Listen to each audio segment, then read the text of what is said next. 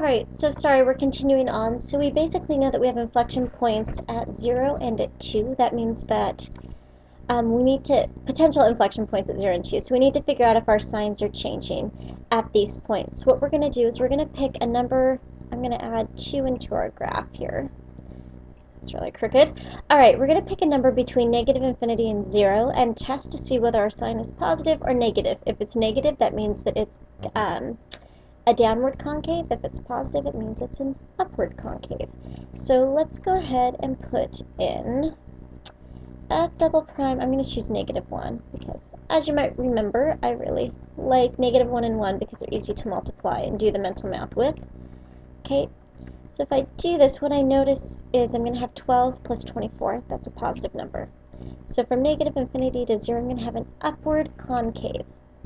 Alright, let's go ahead and pick a number between 0 and 2.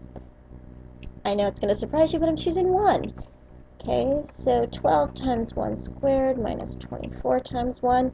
That results in a negative number. So that means that we do have an upward concave here. Our sign switches, so we have a downward concave here. Now we need to figure out what happens when we have a value greater than 2. So I'm going to pick 3. Okay. So f prime of 3 is equal to 12 times 9 minus 24 times 9. Okay, so 108, ooh, not 24 times 9, typo, 24 times 3, it's not squared. And what I know is this is 108 minus 72, that means that our concave is positive here, so that means we have an upward concave. Okay, and just to remind us, we're decreasing here, we're decreasing here, and then we increase when we have a number greater than 3. My plus sign's not working out very well here. Okay, so decrease, decrease, till we hit 0, okay, with an upward concave. At 0, our concave changes to a downward concave, while our directionality is still negative. Alright, at 2, our concave changes to an upward concave, and from 3 forward, we're moving in the positive direction. So let's figure out exactly where that point of inflection is on 2. We know that at 0, we already know we have a point at 0, 0, so only one point exists, so it's 0, 0 there too. So to find our point of inflection when x is 2, we're going to go ahead and plug this into our original function. Okay, so our original function was f of x equals x to the 4th minus 4x cubed. So everywhere I see x, I'm going to plug in 2. So this is 16 minus 32. That's a 3, by the way. It's hard to tell. So negative 4 times 8 is negative 32, plus 16 gives us negative 16. Okay. So our point of inflection is at 2, negative 16. Having some trouble writing here, so let's go ahead and get over to our graph. Okay, so what I know is that we had roots. This is from our f of x graph at 0, 0, and 4, 0. Okay, and that this is a cubic root here, and we'll talk more about that in a second. We also have a minimum at 3, negative 27, so that's our minimum. Okay, so here's what we know about a cubic function. Normally, x cubed looks something like this. I was thinking it looks kind of like a little snake.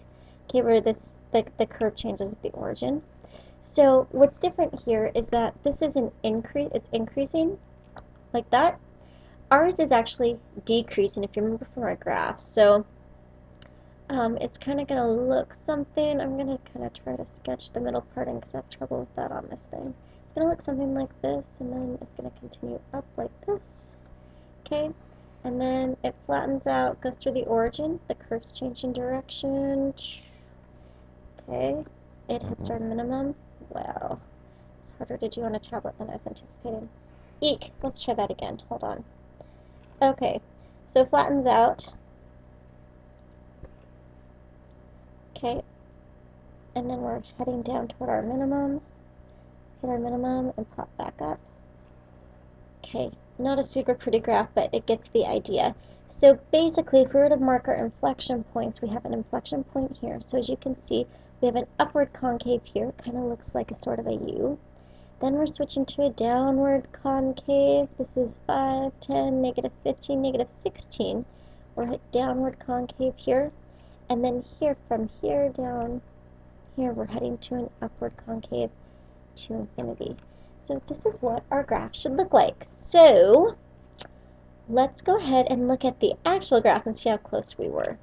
So this is the actual graph of f of x equals x to the fourth minus 4x cubed. We're pretty darn close. This is obviously scaled way out. That's why it looks so skinny. Our scale was different on ours. But you can see we have our upward concavity here. It changes at 0, 0 to downward concavity.